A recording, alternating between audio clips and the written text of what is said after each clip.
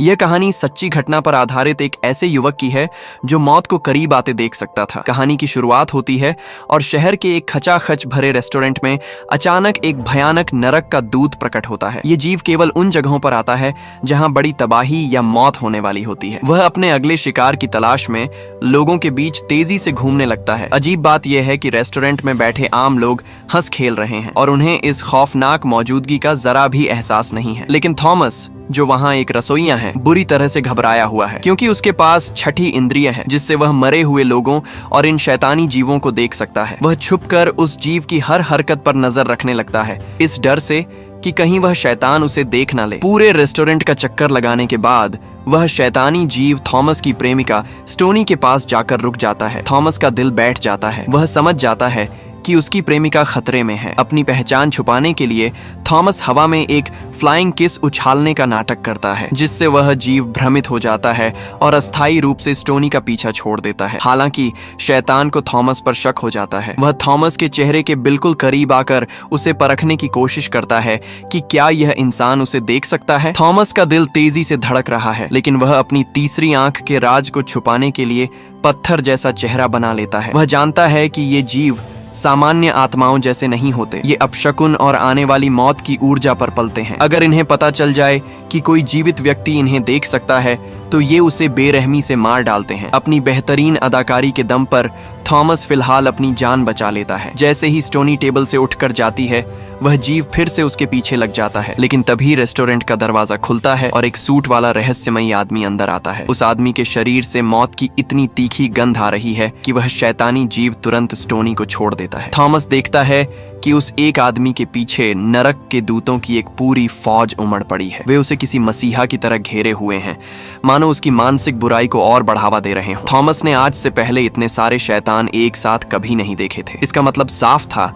कि शहर में एक बहुत बड़ा कत्लेआम होने वाला है। वह आदमी बेखबर होकर एक दुकान से आइसक्रीम के 2 डिब्बे खरीदता है और मॉल से बाहर निकल जाता है। अजीब बात यह होती है कि मॉल के बाहर निकलते ही वे सारे शैतान अचानक रुक जाते हैं और थॉमस की ओर मुड़कर देखते हैं, जैसे उन्हें आदेश मिला हो। फिर वे अचानक नरक का दरवाजा खोलकर गायब हो जाते हैं। थॉमस अपनी स्कूटर उठाकर उस आदमी का पीछा करता है और शहर के बाहर एक सुनसान घर तक पहुंच जाता है। जब वह आदमी बाहर जाता है तो थॉमस ताला तोड़कर अंदर घुसता है। घर के अंदर का नजारा बेहद डरावना और अस्त व्यस्त है। एशट्रे में 3 अलग अलग ब्रांड की सिगरेटें मिलती हैं, जिससे थॉमस समझ जाता है कि उस आदमी के साथ कुछ और खतरनाक साथी भी शामिल हैं। तभी थॉमस को अपने पीछे बर्फीली ठंड का एहसास होता है। बगल के कमरे से चीखने चिल्लाने की आवाजें आती हैं। वह देखता है कि दरवाजे के हैंडल से हजारों तड़पती हुई आत्माएं कमरे में घुस रही हैं और पूरे कमरे को बर्फ की तरह जमा रही हैं। थॉमस हिम्मत जुटाकर उस जमे हुए दरवाजे को खोलता है, जहां उसे दीवार पर एक चमकता हुआ ब्लैक होल दिखता है। जैसे ही वह उसमें हाथ डालने की कोशिश करता है, काली लपटें और टेंटिकल्स उसे अंदर खींचने की कोशिश करते हैं। थॉमस जान बचाकर वहां से भागता है और छुपकर देखता है कि वे शैतानी जीव वापस आ गए हैं और अपने साथ नरक से और भी कई खतरनाक साथियों को लेकर आए हैं। थॉमस तुरंत पुलिस चीफ के पास जाता है, जो उसकी शक्तियों के बारे में जानता है। चीफ को पता चलता है कि उस संदिग्ध आदमी का नाम मशरूम हेड है, लेकिन कानून की मजबूरी ये है कि बिना किसी अपराध या सबूत के पुलिस किसी को गिरफ्तार नहीं कर सकती। चीफ केवल एक नए सिपाही ईक को जांच के लिए भेज पाता है। तनाव के बीच थॉमस अपनी प्रेमिका स्टोनी के साथ चर्च की छत पर थोड़ा वक्त बिताने की कोशिश करता है, लेकिन तभी वह देखता है कि मशरूम हेड गुस्से में चर्च की तरफ आ रहा है। थॉमस को डर लगता है कि शायद उस आदमी को पता चल गया है कि थॉमस उसका पीछा कर रहा था। वे दोनों चर्च के अंदर छुप जाते हैं। कुछ पल की शांति के बाद अचानक वह दरवाजा जिस पर स्टोनी टिकी थी जोर जोर से हिलने लगता है, जैसे कोई उसे तोड़कर अंदर आना चाहता हो। डर के मारे थॉमस और स्टोनी चर्च से बाहर भागते हैं और अपनी स्कूटर पर बैठकर वहां से तेजी से निकल जाते हैं। थॉमस अब समय के खिलाफ एक दौड़ में है। उसे न केवल अपनी और अपनी प्रेमिका की जान बचानी है, बल्कि उस महाविनाश को भी रोकना है जिसकी योजना मशरूम हेड और नरक की सेना ने बनाई है। थॉमस अपनी जान बचाकर भागते समय पुलिस चीफ को फोन करता है और बताता है कि मशरूम हेड चर्च में उस पर हमला करने की कोशिश कर रहा है। चीफ तुरंत पुलिस बल के साथ चर्च पहुंचते हैं, लेकिन वहां का नजारा देखकर हैरान रह जाते हैं। चर्च का हॉल तहस नहस हो चुका है, फर्नीचर टूटा पड़ा है, लेकिन अजीब बात यह है कि वहां मशरूम हेड का कोई नामो निशान नहीं है।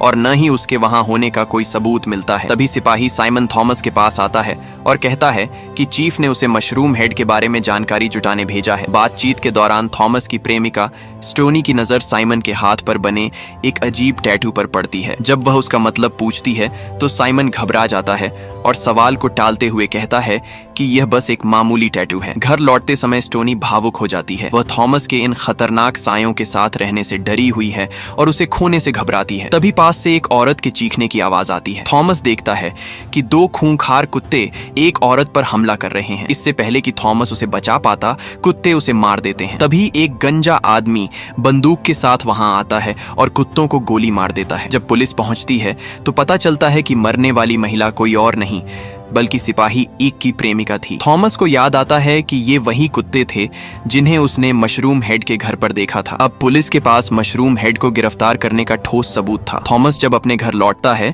तो उसे फर्श पर एक रिवॉल्वर पड़ी मिलती है। बाथरूम की लाइट जल रही होती है। जब वह अंदर जाकर देखता है तो उसके होश उड़ जाते हैं। बाथटब में मशरूम हेड की लाश पड़ी है। थॉमस को समझ नहीं आता कि अगर मशरूम हेड मर चुका है तो चर्च में उस पर हमला किसने किया। लाश की हालत देखकर लगता है कि वह काफी समय पहले मर चुका था। तब थॉमस को एहसास होता है कि चर्च में उसने जिसे देखा था वह मशरूम हेड नहीं बल्कि उसकी भटकती हुई आत्मा थी। उसे फंसाने की साजिश रची गई है, इसलिए वह पुलिस को बुलाने के बजाय लाश को एक पुरानी जेल में छुपा देता है। सड़कों पर अब नरक के दूतों की तादाद बढ़ गई है, जो इस बात का संकेत है कि बड़ी तबाही होने वाली है। थॉमस पुलिस चीफ के घर मदद के लिए पहुंचता है, लेकिन वहां पहले से ही एम्बुलेंस खड़ी है। चीफ पर हमला हुआ है और वे कोमा में हैं। थॉमस सुराग ढूंढने फिर से मशरूम हेड के घर जाता है। वहां मशरूम हेड की रूह उस पर हमला करती है। आत्माएं वैसे तो चोट नहीं पहुंचा सकती, लेकिन वे चीजों को हिलाकर हमला कर सकती हैं। किसी तरह बचकर थॉमस वापस जेल जाता है और लाश की जांच करता है। उसे मशरूम हेड के सीने पर वही टैटू मिलता है जो सिपाही साइमन के हाथ पर था। ये टैटू अंधेरे के पुत्रों का था, एक ऐसा कट्टरपंथी समूह जो विनाश की पूजा करता है। थॉमस को समझ आ जाता है कि हमला किसी भीड़ भाड़ वाली जगह पर होगा। वह मॉल की तरफ भागता है क्योंकि स्टोनी भी वहीं काम करती है। मॉल के पीछे उसे साइमन की पुलिस गाड़ी मिलती है। अंदर जाकर वह देखता है कि सारे सुरक्षा गार्ड मारे जा चुके हैं। एक नकाबपोश आदमी उस पर हमला करता है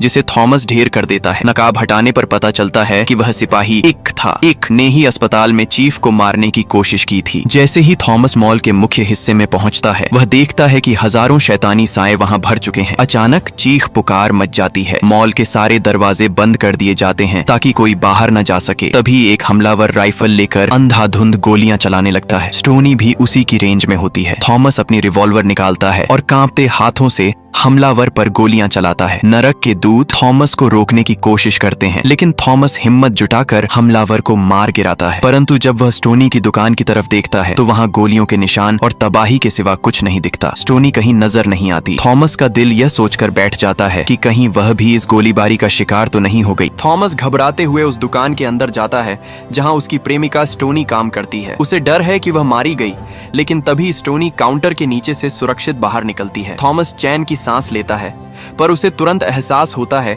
कि खतरा टला नहीं है। तभी उसे सिपाही एक की मृत प्रेमिका की आत्मा दिखाई देती है। वह थॉमस को कुछ बताने की कोशिश कर रही है। थॉमस उस हमलावर का मुखौटा हटाता है जिसे उसने अब भी मारा था, और यह देखकर दंग रह जाता है कि वह साइमन नहीं बल्कि वह गंजा आदमी था जिसने कुत्तों को मारा था। वह भी इस साजिश का हिस्सा था। उस मृत महिला की आत्मा का पीछा करते हुए थॉमस मॉल के लोडिंग एरिया में पहुंचता है। वहां उसे एक बड़ा ट्रक खड़ा मिलता है। ट्रक के ड्राइवर की मदद से जब वह पीछे का दरवाजा खोलता है तो उसके होश उड़ जाते हैं। पूरा ट्रक बमों से भरा हुआ है। बम पर केवल 3 मिनट का टाइमर चल रहा है। थॉमस समझ जाता है कि मॉल में हुई गोलीबारी सिर्फ लोगों का ध्यान भटकाने के लिए थी। असली मकसद इस विशाल बम से पूरे मॉल को उड़ाना था। नरक के दूत इस तबाही को सुनिश्चित करने के लिए वहां मौजूद थे। तभी एक शैतानी साया सिपाही साइमन सान के शरीर में प्रवेश कर जाता है और उसे नियंत्रित करते हुए ट्रक ड्राइवर की गोली मारकर हत्या कर देता है। थॉमस गोलियों की बौछार के बीच किसी तरह ट्रक के केबिन में घुसता है और तारों को जोड़कर इंजन स्टार्ट कर देता है। वह ट्रक को मॉल से दूर एक सुनसान इलाके की ओर ले जाने लगता है। साइमन भी ट्रक पर चढ़ जाता है